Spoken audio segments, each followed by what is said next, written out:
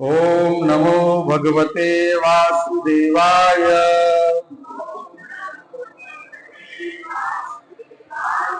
ओम नमो भगवते वासुदेवाय।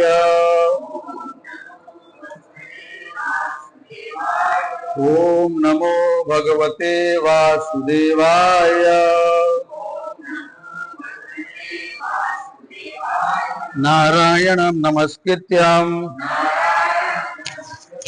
नरं चैव नरोत्तमं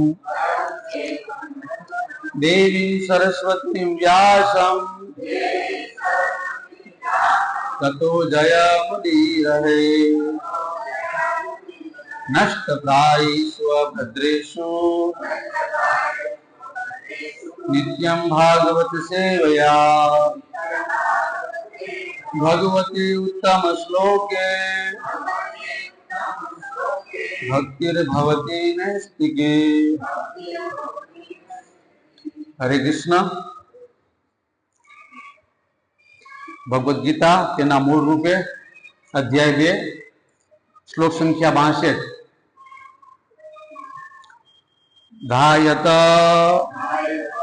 विषयान् पुंसं संग तेषु उपजायते संगात् संजायते काम कामात् क्रोध अभिजायते।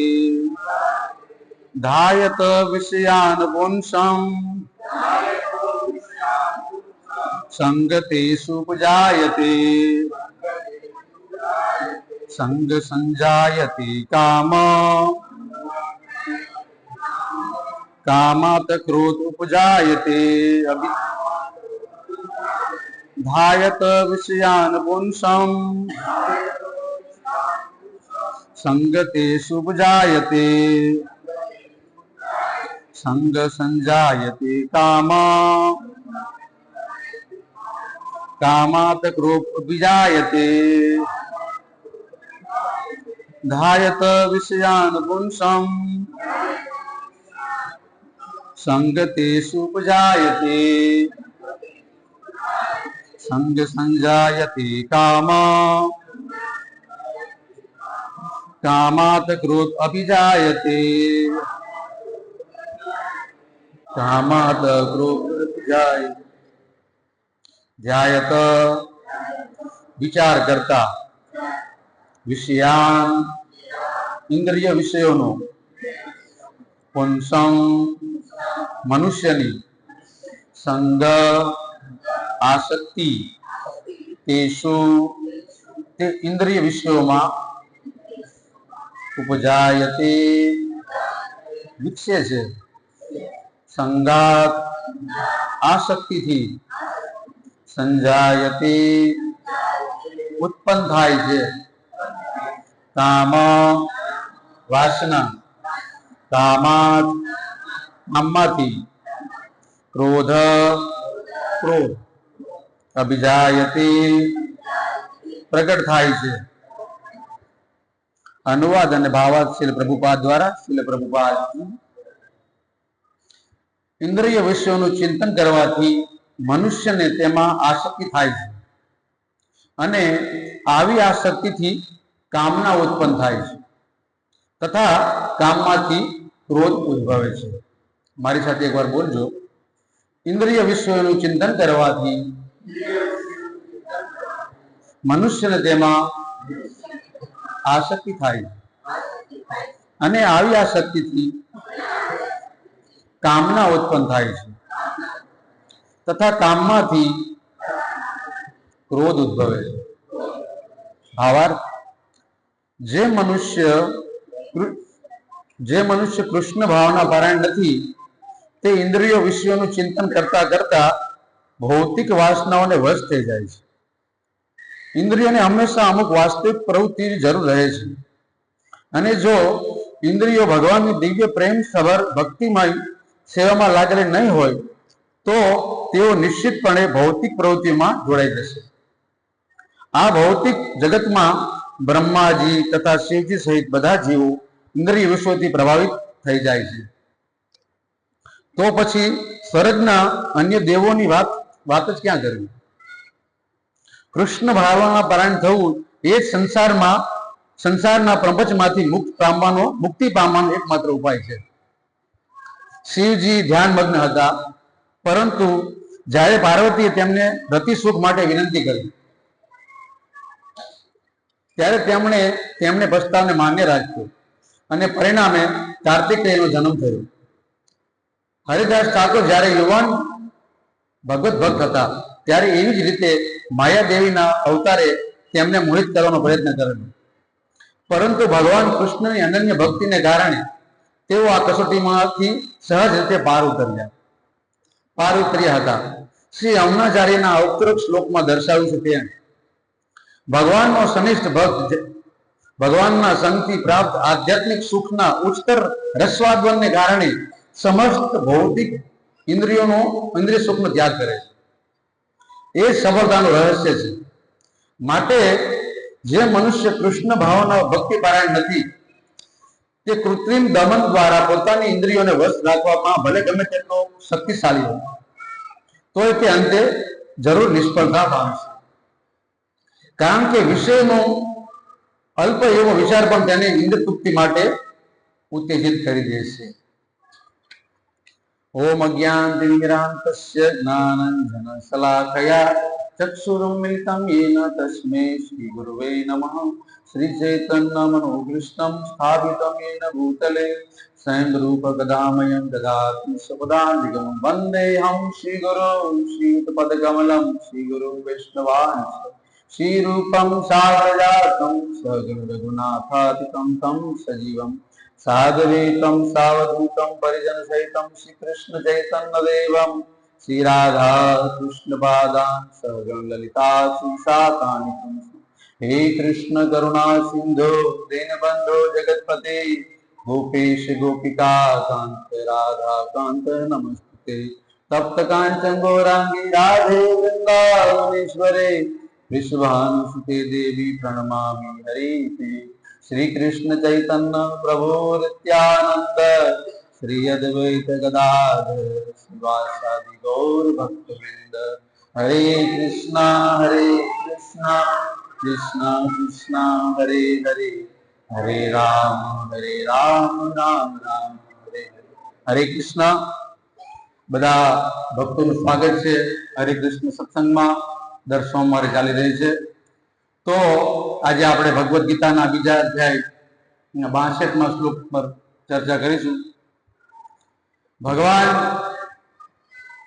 અત્યારે ઇન્દ્રિયો વિશે સમજાવી રહ્યા છે. કેટલાક શ્લોકથી આપણે સાંભળી રહ્યા છે. ભગવાન ઇન્દ્રિયો વિશે સમજાવે છે કે ઇન્દ્રિય કેટલી પ્રબળ છે. ઇન્દ્રિયોના વિષયોનું ચિંતન કરવાથી કેવું થઈ જાય છે ભગવાન સમજાવે છે. આપણે આગળ શ્લોકમાં બધાને જોયું.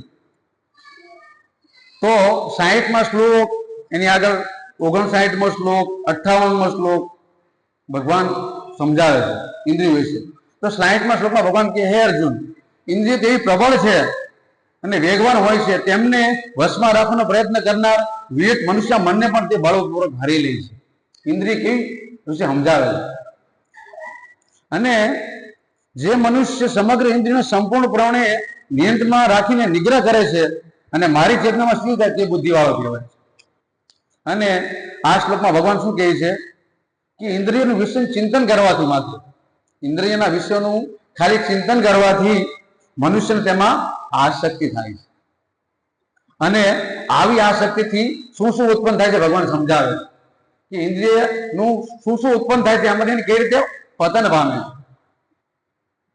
તો કામમાંથી ક્રોધ ઉદ્ભવે છે. પ્રભુપાદજી બહુ સરસ સમજાવે. આ ભાવાર્થ આપણે વાંચીએ ને તો આપણો શ્લોક એકદમ ખુલ્લો પડી જાય. આપણે બે ભાવાર્થ વાંચ્યું તમને સમજાય ગયું ને, 50% એવું સ્પષ્ટ શ્લોક ખુલ્લો થઈ જાય. પ્રભુપાદની કેટલી કૃપા છે આપણે વિચાર કરો. નકર આ ખાલી બે પંક્તિ વાંચું, ધાયતો વિષયામ પુંસ સંગતે સુપજાયતે સંગ સંજાયતે કામા કામાત કૂત અભિજાયતે. સમજાય કાંઈ? કોઈ વસ્તુ સમજાય તો આપણે 10 રૂપિયા વાળી, 20 રૂપિયા વાળી, 50 રૂપિયા વાળી ભગવત્તા લઈ અને માયાવાદી લોકો એની પર ભાષ્ય લખે. સમજાય? સમજી શકીએ? આપણા બે પંક્તિ વાંચી સમજીએ કે ભગવદ ગીતાનો શ્લોક સમજાય? પ્રભુપાદની કેટલી કૃપા છે. જ્યારે પ્રભુપાદજી વિદેશ ગયા ને તો આ પ્રભુપાદ ભગવદ ગીતા લઈને ગયા ને તો ત્યાંના બધા પ્રોફેસરો, ત્યાંના બધા મોટા મોટા યોગીઓ ને આ હતા ને, તો પ્રભુપાદજીને કીધું કે પ્રભુપાદજી, તમે આટલી બધી ભગવદ ગીતા ઓલરેડી લખાઈ ગયેલી છે, બરોબર છે, તમે બીજી નવી ભગવદ ગીતા શું લખી? આટલી ઓલરેડી ભગવદ ગીતા છે અને તમે નવી લખી નાખી, હું તમે આવું બોલો? પ્રભુપાદજી એ ભગવદ ગીતા નથી, આ રિયલ ભગવદ ગીતા આ છે, રિયલ ભગવદ ગીતા આ છે, એઝ ઇટ ઇઝ. આ લોકો વાંચશે ને તો વાસ્તવમાં ભગવાનનો મેસેજ સમજશે. ઉપદેશ સમજ જયારે આ ભગવદ ગીતા વાંચશે ને તો જ્યારે ભગવાનનો મેસેજ સમજશે કે ભગવાન શું કહેવા માંગે છે. હા, અને પ્રભુપાદજી થોડાક વર્ષોમાં આ ભગવદ ગીતાના લોકોને પ્રચાર કર્યો અને બધા લોકો કૃષ્ણ ભક્તિમાં જોડાયા ને. જોઈ છે ને આ ગોરા લોકો બધા જે માંસ મદિરા વિશ્વના સંગમાં હતા, કેવા કૃષ્ણ ભક્ત બની ગયા, કેવા નાચવા માંડ્યા. આ ભગવદ ગીતાનું રિઝલ્ટ છે. આ ભગવદ ગીતાનું સમજા રિયલ બુદ્ધિમાન મનુષ્ય સમજી શકે. પૈસાનું કે જોવાનું બીજું, આ ભગવદ ગીતા શું કહેવા માંગે, લોકો રિઝલ્ટ જોવો. આપણે દવા ખાઈએ છીએ અને આપણે સારા ન થાય એનો કોઈ મતલબ નથી ને. ડોક્ટર ભલે જવો મોટો MD હોય, સર્જન હોય, મિસ્ટર મસ્ત આપણે રોગને મુક્ત કરી શકે ને. આપણે રોગથી મુક્ત થવા જોઈએ ને, એ વસ્તુ સમજવાની. તો પ્રભુપાદની કૃપા છે આપણી પર કે આ ભાવાર્થ દ્વારા આપણે આ શ્લોકને સમજી શકીએ. નકર આપણી બુદ્ધિ આ 5 ગ્રામની કે 10 ગ્રામની બુદ્ધિથી આ વસ્તુ સમજવું શક્ય નથી. શક્ય છે? એવમ પરંપરા પ્રાપ્તમ ઇમરાજ ઋષિ વિદુ. આ જ્ઞાન છે ને ગુરુ શિષ્ય પરંપરા દ્વારા આવ્યું. રાજાઓ અને ઋષિ એ જ જાણ્યું. રાજાઓ અને ઋષિ કૃષ્ણ, બ્રહ્મા, નારદ, વેદ વ્યાસ, મધ્વાચાર્ય આ બધાએ આવી રીતે ભગવદ ગીતા સમજવાનો પ્રયત્ન કર્યો તો સમજાય. આપણેથી ભગવદ ગીતા, સામાન્ય મનુષ્ય ભગવદ ગીતાના ભાવાર્થ ટીકા લખે, કોઈ સમજી શકે નહીં. ભગવદ ગીતાનો વિષય બહુ રાજાઓ અને ઋષિઓનો વિષય છે, આપણો વિષય નથી. આ રાજાઓ અને ઋષિનો વિષય છે. આપણે બહુ સદભાગ્ય છીએ, બહુ ભાગ્યશાળી છીએ તો આપણે અહીંયા આવ્યા. અને આ તમે વિચાર કરો, તમારો સમય કાઢીને તમે અહીંયા આવ્યા છો. કેમ? કે મારે અહીંયા ચર્ચા થઈ રહી છે આ વિષયની, કે જે ઉચ્ચ કોટીની વિષયની ચર્ચા થઈ રહી છે, ગામ્ય કથા નહીં. તમે બહુ ભાગ્યશાળી છો કે આ વસ્તુ સમજવા માટે આપણે જિજ્ઞાસા કરી અને સમય કાઢીને આપણે અહીંયા આવ્યા. તો પ્રભુપાદજી કહે છે કે જે મનુષ્ય કૃષ્ણ ભાવના પારાયણ નથી ને તે ઇન્દ્રિયના વિષયનું ચિંતન કરતા કરતા ભૌતિક વાસનાઓને વશ થઈ જાય. જે વ્યક્તિ કૃષ્ણ ભક્તિમાં નથી, કૃષ્ણ ભાવના પારાયણ નથી, તે શું થઈ જાય છે? આવી વાસનાઓથી વશ થઈ જાય છે. એની ઇન્દ્રિય કંટ્રોલ થઈ શકે નહીં. ઇન્દ્રિયને કંટ્રોલ કરવી સામાન્ય વસ્તુનું કામ નથી. કેમ? કે એક ઇન્દ્રિય ડાયવર્ટ થઈ જાય ને તો પણ લોકોનું પતન થઈ જાય. આપણે જોયું ભાગવતમમાં, ભગવદ ગીતામાં મોટા મોટા ઋષિ મુનિ હતા, કેટલી બધી તપસ્યા કરતા હતા, અને એક એની ઇન્દ્રિય ડાયવર્ટ થઈ જાય, એક ઇન્દ્રિય એની એમાં વિચલિત થાય તો કેવું એનું પતન થઈ જાય. ઋષિ મુનિ વિશ્વામિત્ર તો 60,000 વર્ષ તપસ્યા કરી. કેવી 60,000 વર્ષ? અને એક મેનકા આવી અને ખાલી એને સંભળાયું, એ ધ્યાનમાં જતા, ખાલી એના કાનમાં અવાજ ગયો, ઝાંઝરનો છમ છમ છમ, મેનકાએ, તો એની આસક્તિ એમાં થઈ અને એને ધ્યાન ભંગ થઈ. તો એવા ઘણા ઉદાહરણો છે. પ્રભુપાદજી ભાવાર્થમાં લખી, ઇન્દ્રિયોને હંમેશા અમુક વાસ્તવિક પ્રવૃત્તિની જરૂર રહે છે. ઇન્દ્રિયો એવું નથી કે આપણે ઇન્દ્રિય સૂઈ ગયા એટલે ઇન્દ્રિય બંધ થઈ જાય કામ કરવું. નહીં, આપણું શરીર સૂઈ જાય તો બી આપણું મન, સૂક્ષ્મ શરીર ચાલે ને, ચાલ્યા કરે. જોઈને આપણે સપના આવે, કારણ કે ઇન્દ્રિયો વિશેનું ચિંતન માટે ઘેરાયેલી છે. અને કોઈ બી પ્રવૃત્તિની જરૂર છે કે કાંઈ કર્યા વગર રહી શકે નહીં. આંખ છે જોવાની જ છે, કાન છે સાંભળવાના જ છે, હા, મુખ છે બોલવાનું જ છે. અને કોઈ પણ પ્રવૃત્તિની જરૂર, તમે ભગવાનનું નામ બોલો કે અપશબ્દ બોલો, તમે બોલવાના જ છો. કોઈ વસ્તુમાં રહી શકો નહીં. અને જો ઇન્દ્રિયો ભગવાનની દિવ્ય પ્રેમ ભર ભક્તિમય સેવામાં લાગેલી નહીં હોય તો નિશ્ચિતપણે ભૌતિક પ્રવૃત્તિમાં જોડાઈ જશે. જો આ ઇન્દ્રિયો તમે ભગવાનની સેવામાં નહીં લગાવો તો કોઈ બી રીતે ભૌતિક પ્રવૃત્તિઓમાં જોડાઈ જશે. આ ભૌતિક જગતમાં બ્રહ્માજી તથા શિવજી કેવું ઉદાહરણ આપ્યું, વિચાર કરો. બ્રહ્માજી કોણ છે ખબર છે? બ્રહ્માજી આ જગતના પ્રથમ જીવ છે. એના માતા પિતા કોણ છે ખબર? ભક્ત ની કોઈ બીજા વ્યક્તિ બોલો, એના માતા પિતા કોણ છે? બ્રહ્માજીને કોણ? ક્યાંથી બ્રહ્માજીનો જન્મ ક્યાંથી? વિષ્ણુ ભગવાનની ગર્ભોદક્ષાએ વિષ્ણુ જયારે ગર્ભસાગરમાં સુતા હતા એની નાભીમાંથી બ્રહ્માજી થયું. સમજાય? એની નાભીમાંથી અનંત પદ્મનાભ ભગવાન નામ છે. પદ્મનાભ ફૂલ ખીલ્યું ભગવાનની, અને એમાં બ્રહ્માજીનો જન્મ. બ્રહ્માજીનો જો ને કમળ ઉપર વિરાજમાન છે ને બ્રહ્માજી, તો બ્રહ્માજી સૃષ્ટિના પ્રથમ જીવ છે.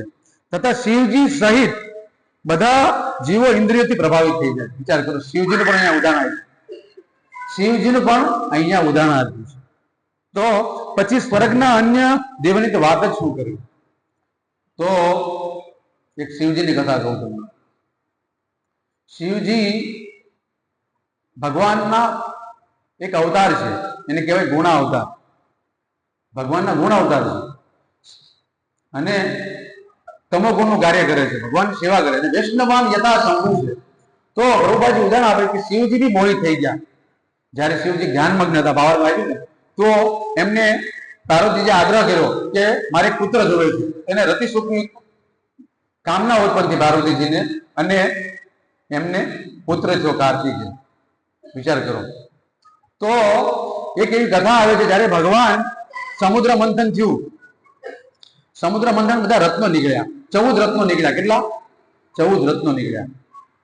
તો 14 રત્નોમાંથી એની માટે અમૃત માટે આપણે એમાં જોઈ છે ને, કુંભમાં મેળો લાગ્યો ને, બધા લોકો બહુ જાય. તો જ્યારે એમાંથી અમૃત નીકળ્યું ને, બધા દેવતાઓ અને અસુરો લડતા હતા અમૃત માટે. અમૃત માટે લડતા હતા. આકાશ માર્ગે પ્રવાહ કરતા હતા, બધા આકાશ માર્ગે દોડતા હતા. ધન્વંતરી ભગવાન નીકળ્યા આમાંથી. કેમાંથી? સમુદ્ર મંથનમાંથી. એમની પાસે અમૃતનું કુંડ હતું.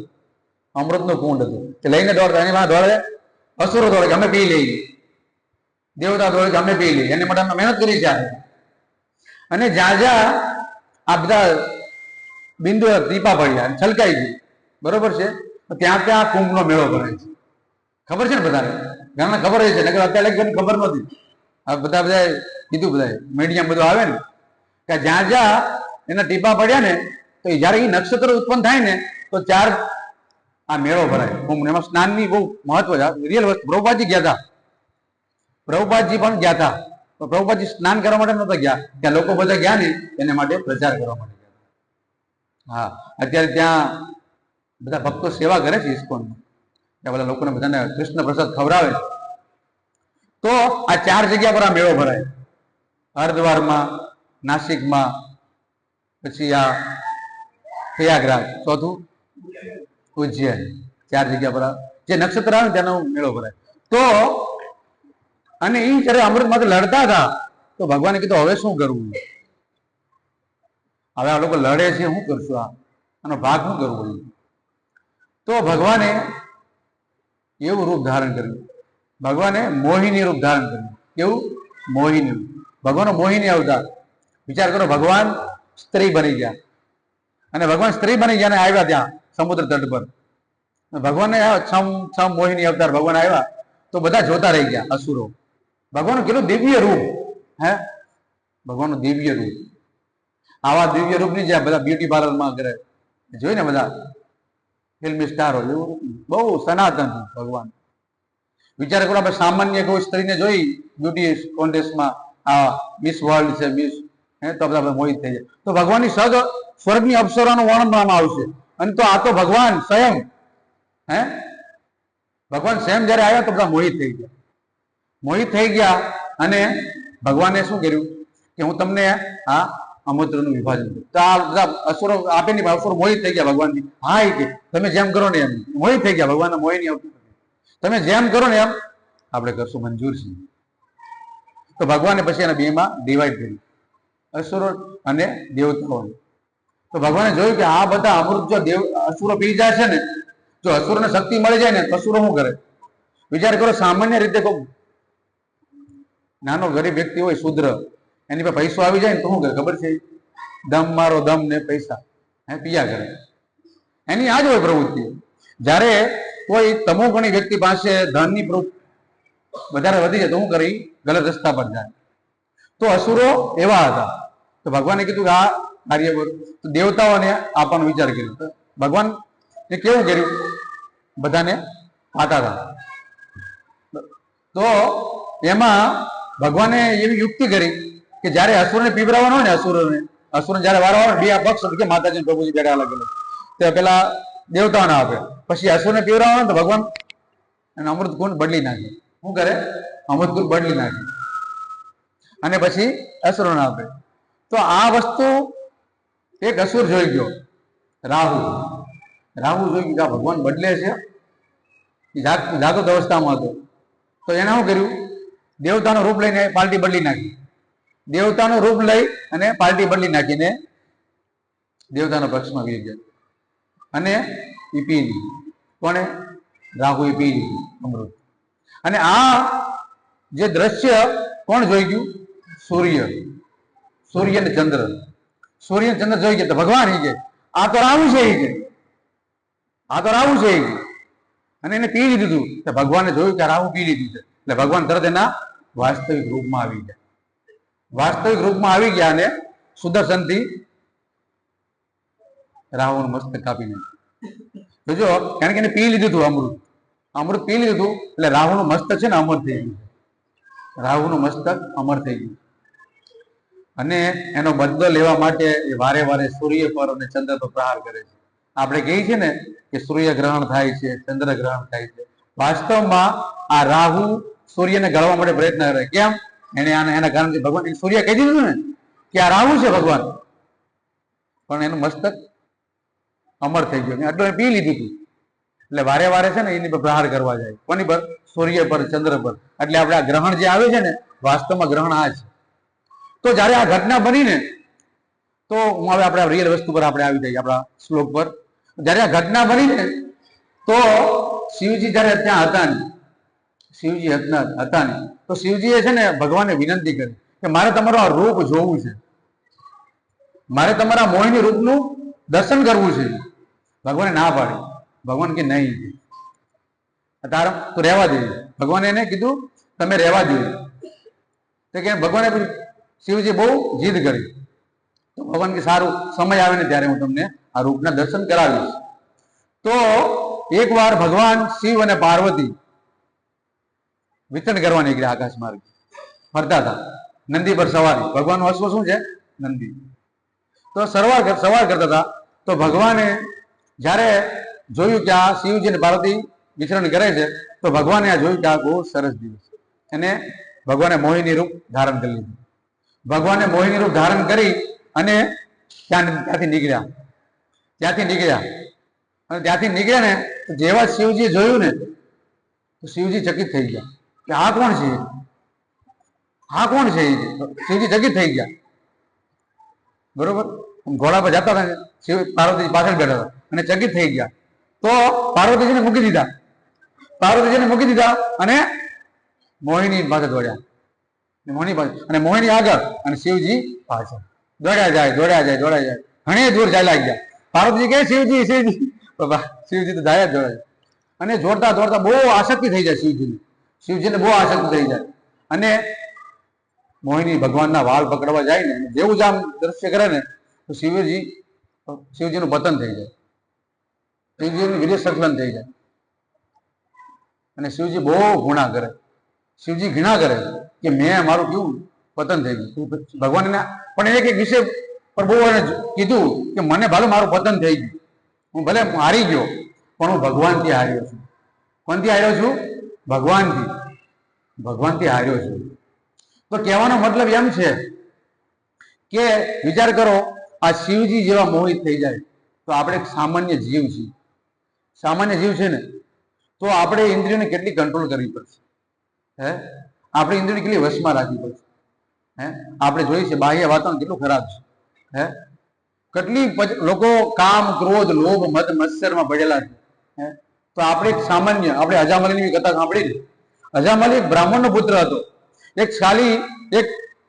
એના પિતાએ કીધું કે બેટા થોડુંક પૂંજામાં બેઠો છું, થોડોક તેને ગાદી પુષ્પો લઈ આવો, થોડોક ઘાસ લઈ આવો. લેવા જાય છે અને એક બ્રાહ્મણનો પુત્ર અજામલી, એમાં એક વૈશ્યાને આલિંગન કરતા જોઈ જાય, એનું પતન થઈ જાય. એક બ્રાહ્મણ પુત્રથી અજામલી, ક્યાં એનું પતન થઈ જાય. આવી એવી ઘટનાઓમાં ઉદાહરણ આપે છે પ્રભુપાદજી. અને દેવતાઓનું પણ ઉદાહરણ આપે. આપણે દેવતાઓની કથા જોઈ છે. એવું નહીં સમજતા કે સ્વર્ગમાં કોઈ વસ્તુ નથી. સ્વર્ગમાં ઈર્ષા, દ્વેષ, કામ બધું એમાં છે. સ્વર્ગમાં પણ આપણે કેમ સ્વર્ગમાં સુખ છે, આ સ્વર્ગમાં સુખ છે, પણ સ્વર્ગમાં પણ દ્વેષ, ઈર્ષા બધું છે. તો સ્વર્ગના રાજા ઇન્દ્ર, આ બીજી કથા ઇન્દ્રની છે. તો ઇન્દ્ર અહલ્યા, ગૌતમ ઋષિના પત્ની, આપણે રામાયણમાં જોયું ને કથા, રામાયણમાં કથા આવે છે. તો અહલ્યા બહુ સુંદર હતા, એમથી મોહિત થઈ જાય, એમથી મોહિત થઈ જાય. ઇન્દ્ર એના રૂપથી મોહિત થઈ જાય. તો ગૌતમ ઋષિ સવારે રોજ પ્રાતઃકાળ સ્નાન કરવા જાય, બ્રહ્મ મુહૂર્તમાં સ્નાન કરવા, નદીમાં સ્નાન કરવા જાય. પેલા અલાર્મ હતા, કુકડો બોલે ને તો સવાર થઈ ગઈ, ઋષિ મુનિ સમજી જાય. આ બધા અલાર્મ મૂકવા પડે, એક મૂકી, બે મૂકી, તોય પછી એમ કે આજ મંગળારતી નથી જાવ, બંધ કરી દે, ભૂઈ જાય, એ બંધ કરી દીધું.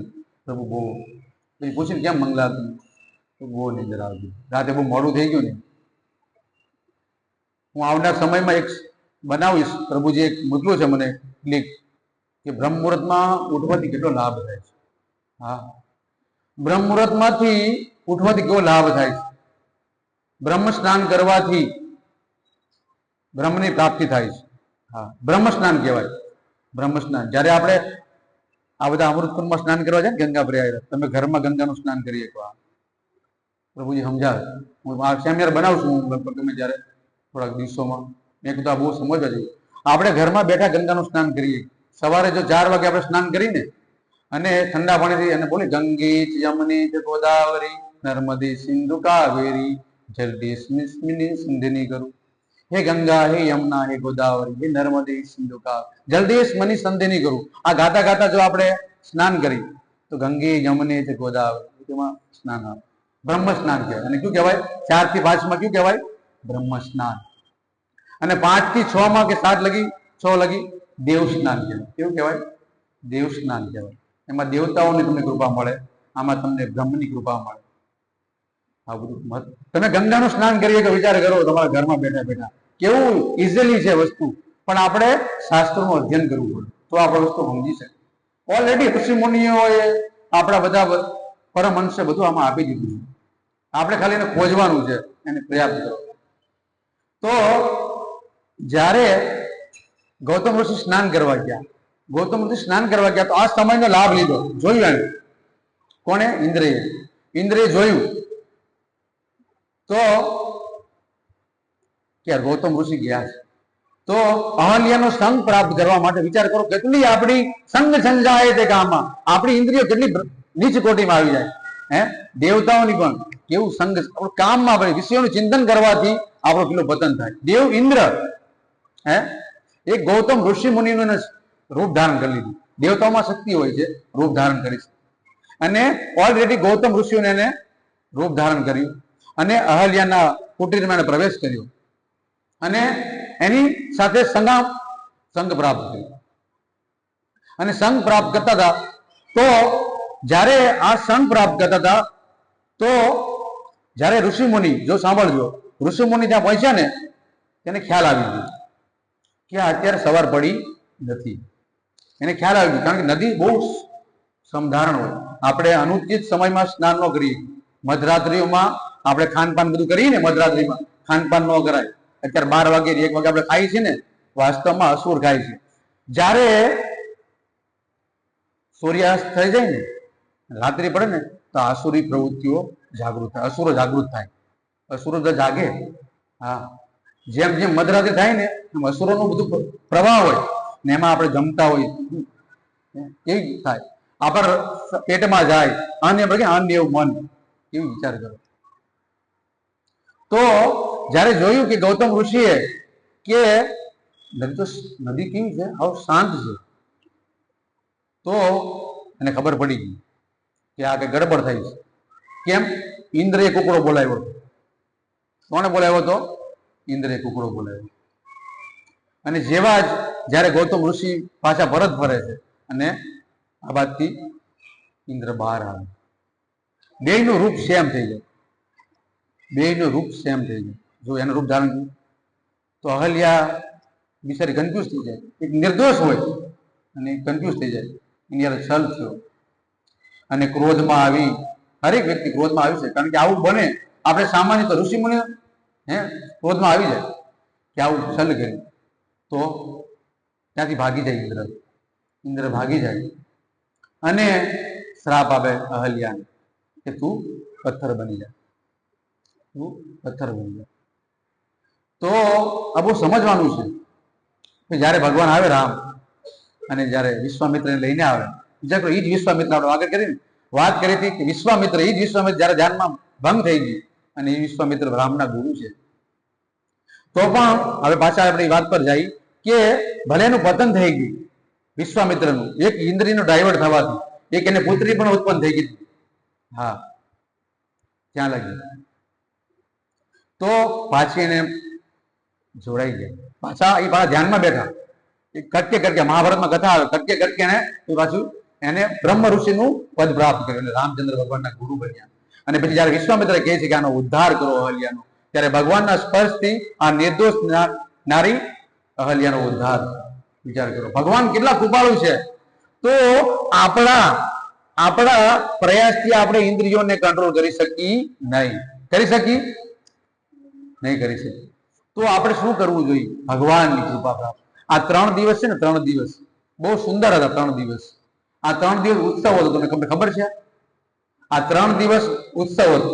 મંદિર ઉત્સવ હતો ને? કોઈને ખ્યાલ છે 3 દિવસ શું ઉત્સવ હતો? આ 3 દિવસ ગયા, આજના દિવસ હારે.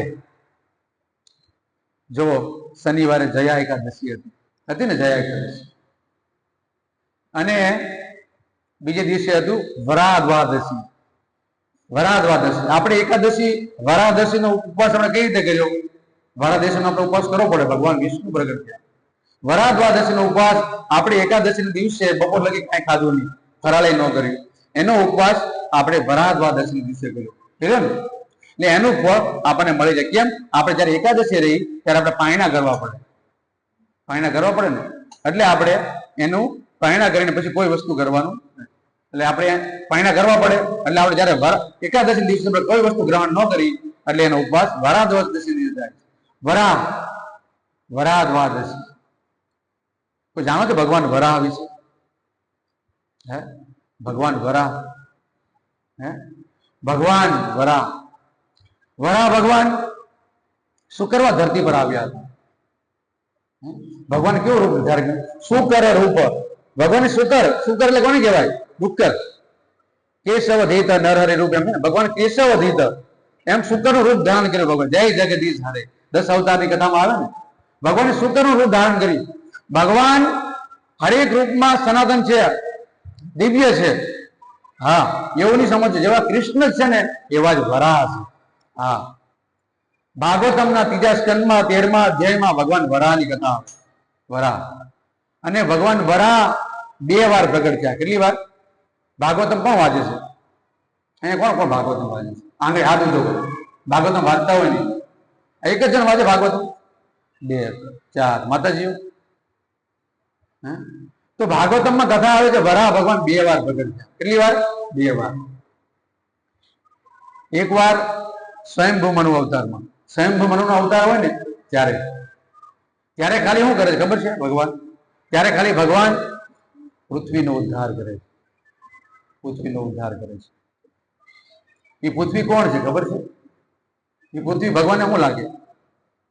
ભગવાનને શું સંબંધમાં થાય? ભગવાનના પત્ની છે, ભૂમિપતિ. ભગવાન કે ને ભૂમિપતિ છે ભગવાન. આ પૃથ્વી છે ને ભગવાનની પત્ની છે. હા, ભગવાન ભૂમિપતિ છે. તો જ્યારે સ્વયંભૂ મનુના અવતારમાં આ પૃથ્વી ગર્ભસાગરમાં ડૂબી ગઈ. ગર્ભસાગરમાં ડૂબી ગઈ અને એને બધું ચૂસી લીધું હતું. બધું હિરણાક્ષે. હિરણાક્ષે બધું સોનું કાઢી લીધું. હા, 2 કથા આવે છે, 2 છે ઓપ્શન. એક એવું ઓપ્શન બીજું આવે છે, મહાપ્રભુની લેક્ચરમાં સાંભળ્યું હતું કે જ્યારે હિરણાક્ષ ના પગની એડી જ મારે અને પૃથ્વીને વિચાર કરો આ ગર્ભસાગરમાં નાખી દે છે. વિચાર કરો આ હિરણાક્ષ એ કેવો હશે. હિરણાક્ષ આપણી કલ્પ વિચાર કરો આ પૃથ્વી કેવી છે. પૃથ્વી કેવડી છે અને હિરણાક્ષના પગની એડીથી આ પૃથ્વીને ગર્ભસાગરમાં નાખી દીધી. અને બીજું અમે સમજાવ્યું કે બીજું એક ઓપ્શન છે કે જ્યારે હિરણાક્ષ એટલે સોનું થાય. હિરણ્ય એટલે સોનું. પૃથ્વીમાં બહુ સોનું હતું તો સોનું એને ચૂસી લીધું. આ ખોદીને નહીં, પૃથ્વીમાંથી ખોદીને નહીં, એની યોગ શક્તિથી સોનું બધું કેવી લીધું. હવે ચૂસી લઈને અગસ્ત્ય મુનિ કેમ પેલા આવે છે ને રામાયણમાં કથા આવે. અગસ્ત્ય મુનિ જયારે દેવતાઓ બધા છે ને અસુરો બધા દેવતાને મારીને છે ને શું કરે હંતાઈ જાય. ક્યાં? મહાસાગરમાં હંતાય, દરિયામાં હંતાઈ જાય. તો દેવતાઓ બધા કહે કે આનું કઈ કરો નહીં. ઋષિ મુનિ ગયા કે કરો નહીં. આખો સમુદ્ર પી ગયા. વિચાર કરો આવું સમુદ્ર આખો પી ગયા. કોણ? અગસ્ત્ય મુનિ આખો સમુદ્ર પી ગયા. હે તો આવા ઋષિ મુનિમાં શક્તિ હતી, અસુરોમાં આવી શક્તિ હતી એવું નહીં. આવા અસુરો બી હતા. ભાગવતમાં વાંચી તો ખબર પડે આપણને. તો એની એડીથી વી ગયા ભૂમિપતિ માતા અને પછી એનો ઉદ્ધાર કર્યો ભગવાન. ભગવાને વિચાર કરો આ પૃથ્વી કવડી છે. હું એક લેક્ચર પ્રવચનમાં સાંભળતો હતો ને 800 લાખ એવું કીધું. 800 લાખ યોજન એનું ક્ષેત્રફળ છે. કેનું ક્ષેત્ર? આ પૃથ્વીનું. હું એક્ઝેક્ટ હું વાંચીને પછી એકવાર મંડે ગ્રુપમાં મૂકીશ. કેટલી વિશાળ. એક ચંદ્રમાનો ડાઘ હોય ને, ચંદ્રમાનો ડાઘ. હવે ચંદ્ર જોઈ ને ચંદ્ર, એ ચંદ્રમાં ડાઘ છે ખબર છે? ડાઘ હોય ને અડધો ચંદ્રમાં ડાઘ છે. ચંદ્રમાં એવો ડાઘ જેવી લાગતી હતી પૃથ્વી. ભગવાન જયારે વરાહ નીકળ્યા ને બહાર ગર્ભસાગરમાંથી, ગર્ભસાગરમાં જેવા ભગવાન બહાર નીકળ્યા ને આમ લઈને, તો ચંદ્રમા પર જેવો ડાઘ હોય ને એવટલી પૃથ્વી દેખાય ભગવાનના નાક ઉપર. વિચાર કરો ભગવાને કેટલું વિશાળ રૂપ ધારણ કર્યું છે આપણી કલ્પનાથી બહાર. આપણી કલ્પનાથી આ 10 ગ્રામની બુદ્ધિથી આ સમજવું શક્ય નથી. પ્રભુ શક્ય છે નહીં. વિચાર આ ભગવાન છે અને ભગવાન આ ભક્તોને આદાન પ્રદાન કરવા માટે આવે. ભગવાન ધરતી પર સમજા, ભગવાનને પ્રેમ આપવા માટે આવે. ને આપણે એટલા બધા કમજોર થઈ ગયા છીએ, એટલા બધા કેવા ભગવાનના માટે જરીકે રૂચિ નથી. તવ કથા અમૃતમ તપ્ત જીવન. ગોપીઓ ગાય આવું ગીત કે ભગવાન તમારી કથા કેટલી અમૃત જેવી છે અને અમને આ તૃપ્ત થઈ જાય છે. 10મા સ્કંદમાં ભગવાન ત્યારે ખબર પડે આ વસ્તુ. રાઈટ? 10મો સ્કંદ વાંચવું નહીં જોઈ, પેલા 9 સ્કંદ વાંચો. આ શુકર રૂપ વાંચો. આ ભગવાન શુકરનું રૂપ વાંચો, વરાહનું રૂપ વાંચો, ભગવાન નરહરિનું રૂપ વાંચો. ભગવાન કેવી રીતે પ્રગટ થાય છે જુઓ. ભગવાન વરાહ ક્યાંથી પ્રગટ થાય ખબર છે તમને? ભગવાન વરાહ કેવી રીતે આવ્યા?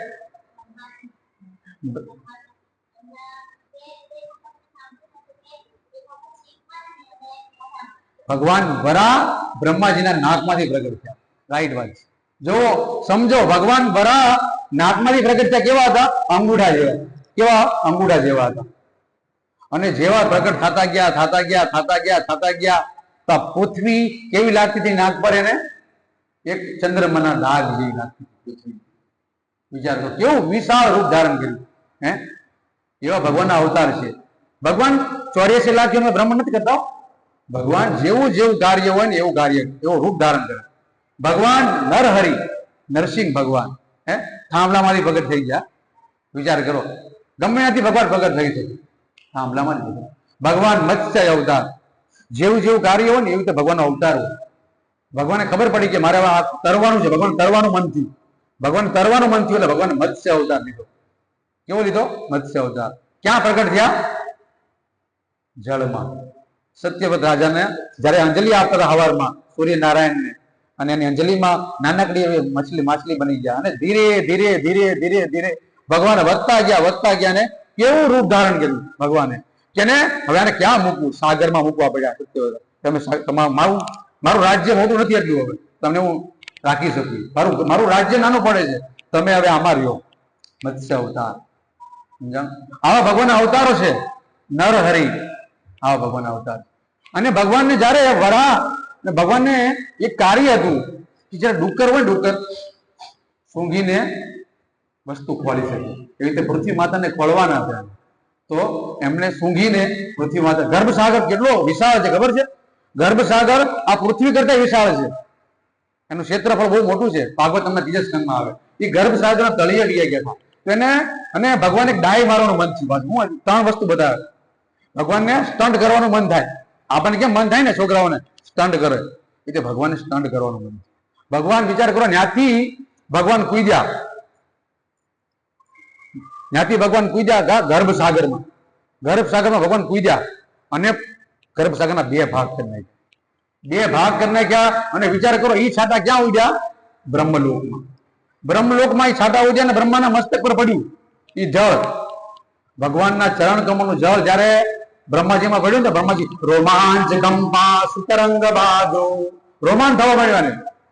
વિચાર કરો, ભગવાનના જળથી એને કેવું થઈ ગયું? બ્રહ્માજી મોહિત થઈ ગયા, રોમાંચ થવા મળ્યો. ભગવાનનો અભિષેક મારા માથા પર પડ્યો. આ છાતા ક્યાં પડ્યા? ને બ્રહ્મલોકમાં. જયારે ગર્ભસાગરમાં ભગવાને સ્ટન્ટ કર્યો, ડાય મારી અને પોથી માતાને લેવા, તો ક્યાં એના મસ્તક પર જળ પડ્યું. કેટલો બ્રહ્મલોકનું ક્ષેત્રફળ કેટલું ઊંચું થાય, વિચાર કરો.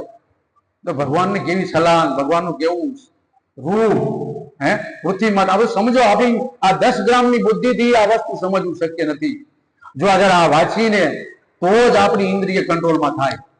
આ વસ્તુ સમજીને તો જ આપણા કાર્યથી થઈ શકે. વિચાર કરો. તો રોજ નિત્યમ ભાગવત સેવયા ભગવતે ઉત્તમ શ્લોકે. એક ભાગવતનું વાંચો ને, હરેક રૂપનું વર્ણન જેવું નહીં. કૃષ્ણનું રૂપ જેવું છે ને એવું જ ભગવાનનું રૂપ છે. આ શું? ભગવાન વરાહની કથા ભગવાન નિત્યાનંદ થી આજે સોરી આજે શું છે ખબર છે?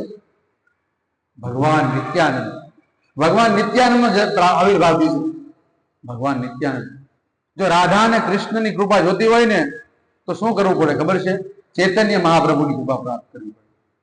હા, ચૈતન્ય મહાપ્રભુ રાધા અને કૃષ્ણનું સંયુક્ત અવતાર છે, અને એની કૃપા પ્રાપ્ત કરવી હોય ને તો ભગવાન નિત્યાનંદ તો હોય. આ નિત્યાનંદ ભગવાન બલરામ છે. કોણ છે? ભગવાન બલરામ. વજેન્દ્ર નંદન કોણ? સચી શુદ્ધ વૈલો છે. બલરામ વૈલો નિતાય. બલરામ કોણ છે? નિતાય છે. ભગવાન નિત્યાનંદ ભગવાન. અને આદિ ગુરુ છે.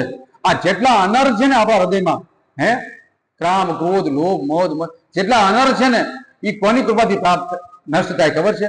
ભગવાન નિત્યાનંદની કૃપા નહીં મળે ત્યાં લગી અનર્થ જાય જ નહીં. અનર્થને આપણે નહીં કરીએ તો ભગવાન નિત્યાનંદની કૃપા નહીં મળે ત્યાં લગી આપણે.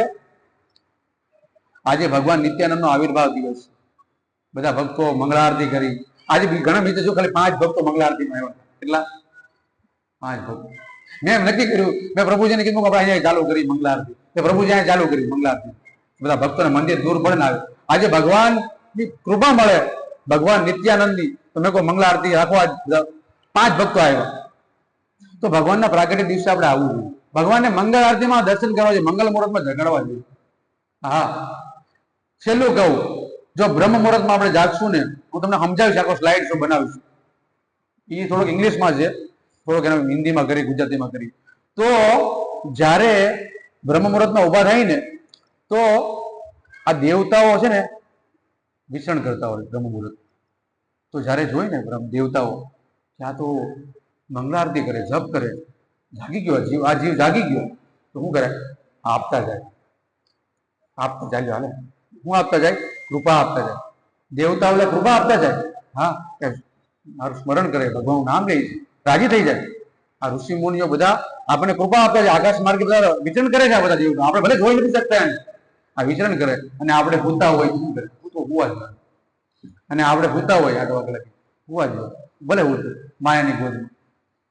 વસ્તુ સમજવાની તો કેટલું વસ્તુ છે આ વસ્તુ સમજવાની. હે તો ઇન્દ્રિય બહુ પ્રબળ છે. ઇન્દ્રિય બહુ પ્રબળ છે. એને માટે ભગવાનની કથા જ આપણે સાંભળવી પડે ને ભગવાનનું નામ લેવું તો જ વસ્તુ શક્ય બને, નકર કોઈ ઉપાય નથી. હરે નામ હરે નામ એવ કેલમ કરો નાસ્ત્યવ નાસ્ત્યવ નાસ્ત્યવ ગતિર અન્યથા. બીજો કોઈ ઉપાય નથી. નિત્યાનંદ ભગવાનની કૃપા પ્રાપ્ત કરવી હોય તો આ વસ્તુ કરવી પડશે. બોલો કૃષ્ણ, ભજો કૃષ્ણ, કરો કૃષ્ણ શિક્ષા. ચૈતન્ય મહાપ્રભુનું કાર્યમાં જો મિશનમાં આપણે જોડાશું તો નિત્યાનંદ ભગવાનની કૃપા મળશે. ભગવાનનું નામ લ્યો અને જેને મળે એને ભગવાનનું નામ આપો. પોતે ભગવાન નામ બોલો કૃષ્ણ, ભજો કૃષ્ણ, કૃષ્ણનું ભજન કરો. 8 વાગે નહીં, મંગલા આરતીમાં. કેટલો દિવ્ય આનંદ મળે, કેટલો દિવ્ય આનંદ મળે. એની એનર્જી રાતે તમે હુવો ને ત્યાં લગી મંગલા આરતીમાં તમે બ્રહ્મ મુહૂર્ત એની એનર્જી ત્યાં લગી રહી. હા, માત્ર વહેલા સુઈ જવાનું, વહેલા જાગી. હા, તો ભગવાનની કૃપા મળે. બોલો કૃષ્ણ, ભજો કૃષ્ણ, કરો કૃષ્ણ શિક્ષા. લોકોને આપો, કૃષ્ણનું નામ આપો. એકલા એકલા હવે ખાઈ લ્યો ગુલાબજામ, બીજાને આપો. આપો, કૃપા, પ્રસાદ ભગવાનની કૃપા છે. જે તમને મળે ને તમે કૃપા આપી શકો. કોઈના બુદ્ધિ છે તો પુસ્તક આપો, કોઈના બુદ્ધિ છે, કોઈનામાં આવડત છે પ્રસાદ બનાવવાની, ભગવાન માટે ભોગ બનાવો. હા, ભગવાન માટે સારી વાનગી બનાવો. હા, જેવી છે મને હાર બનાવતા આવડે છે ને, હાર બનાવો. હા, એને કે એને પ્રકારે બધે પ્રકારે આપણે ભગવાનની સેવા કરી જાય. એમના માટે કોઈ વિદ્વાન બનવાની જરૂર નથી. હા, મેં થોડુંક યાદ રાખ્યું, પણ સાંભળ્યું, મેં તમને રજૂ કર્યું. હું કઈ વિદ્વાન છું, હું તમારી યાદ રહું છું, નાનો ભક્ત છું. જેવી પ્રમાણે આપણે ભગવાનની સેવા કરી શકીએ. અને આ સ્વલ્પમસ્ય ધર્મસ્ય ત્રાય તો મોટો ભયાત, આ નાનકડી સેવા આપણે મોટા મોટા ભયમાંથી બચાવી દે. મોટા મોટો ભય છે 84 લાખ યોની. કેટલી? 84 લાખ યોની. આ દેહાંતર કરી અને આ મનુષ્ય જન્મમાં આપણે આ પાપ થયો છે. મનુષ્ય જન્મ, આ મનુષ્ય જન્મ વારે વારે નહીં મળે. એકવાર આ શરીરમાંથી આપણે નીકળી ગયા ને, વાર્તા પૂરી. તથા દેહાંતર પ્રાપ્ત, દેહાંતર ચાલુ થઈ જાય પાછું. કીડી મકોડા સુવર, હા આપણે સુવર પણ મળે છે. હા, તો ભગવાન તો ભગવાન છે. આપણે પછી હરે કૃષ્ણ. બહુ બધાને એક ઘણી મોટી વાત મારી કહેવાય કે સમય થઈ ગયો. હરે કૃષ્ણ. ધન્યવાદ બધા ભક્તો, બધા આવ્યા સાંભળવા માટે હરે કૃષ્ણ કથા. Thank you.